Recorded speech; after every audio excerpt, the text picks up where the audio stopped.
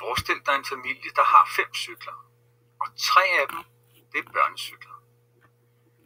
Hvis du gerne vil skrive, hvor stor en del af cyklerne, der er børnecykler, så kan du skrive det med ord.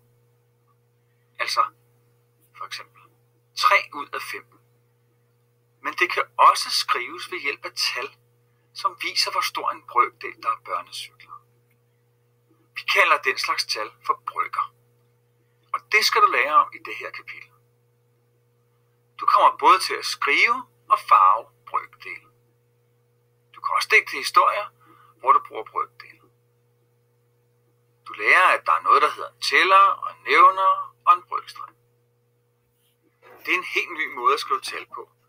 Men ved hjælp af dem, så kan man angive, hvor meget ud af noget man har. For eksempel det der med at have 3 ud af 5 cykler.